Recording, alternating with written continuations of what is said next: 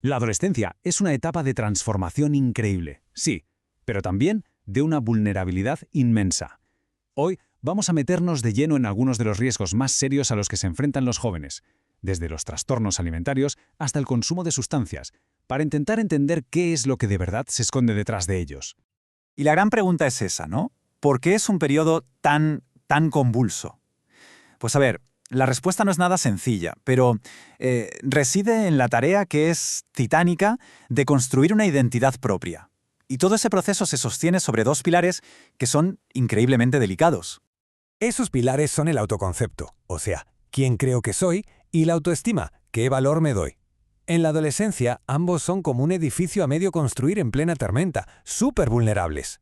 Y es justo en esas grietas donde nacen muchos de los conflictos que vamos a ver. Empecemos por el principio de todo, la propia transformación. Porque la adolescencia no es solo un cambio y ya está, es que es un auténtico torbellino, donde el cuerpo, la mente y el mundo social parece que cada uno va por su lado, generando, claro, una colisión interna tremenda. Y aquí está el meollo de la cuestión. Hay que adaptarse a un cuerpo que cambia constantemente, a unos modelos de belleza que a menudo son irreales y encima a una voz autocrítica que cada vez es más fuerte.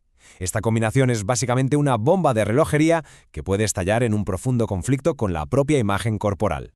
Y claro, cuando esa bomba de relojería explota, a menudo lo hace en el campo de batalla de la comida. Este conflicto con el cuerpo es, lamentablemente, la puerta de entrada a los trastornos de la conducta alimentaria. Empecemos con la anorexia nerviosa. Y es crucial entender esto. No se trata de una simple dieta o de querer estar más delgado, no. Es un trastorno mental muy grave, definido por una restricción de alimentos tan drástica que provoca una pérdida de peso muy peligrosa. Y aquí lo que es realmente interesante son los 3 criterios para el diagnóstico. No es solo el bajo peso. Es un miedo desmesurado a engordar, un miedo que no disminuye por mucho que se adelgace y, sobre todo, una distorsión de la propia imagen. La persona se mira al espejo y ve algo que sencillamente no se corresponde con la realidad. Y para entender la magnitud del problema, fijaos en esta cifra, un 110%. Ese es el aumento de peticiones de ayuda por estos trastornos en solo 3 años, según datos de Childline. O sea, no es solo un problema grave, es una crisis que está creciendo a un ritmo alarmante. Bueno, y ahora veamos la bulimia.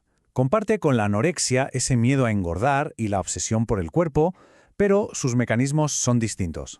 La bulimia se define por el ciclo devastador de atracón y purga. Y una diferencia clave. Mientras que en la anorexia la persona a menudo no ve el problema, en la bulimia sí que suele haber conciencia de que algo va mal, lo que añade una capa extra de culpa y de vergüenza. Y esto ilustra perfectamente el círculo vicioso de la bulimia. Comienza con una restricción muy severa, que genera una ansiedad insoportable. Esa ansiedad se calma con un atracón, que a su vez provoca una culpa inmensa, y eso lleva a la purga. Y claro, el ciclo vuelve a empezar. Es una trampa. Fijaos que tanto los trastornos alimentarios como el consumo de sustancias a menudo comparten una misma raíz, la búsqueda de una vía de escape. Hablemos ahora de la atracción de las sustancias, que es otro de los grandes riesgos de la adolescencia. ¿Y por qué empiezan? Pues los motivos son casi universales. La búsqueda de sensaciones placenteras, el deseo de desconectar de los problemas, la simple curiosidad y, por supuesto, la enorme influencia del grupo de amigos.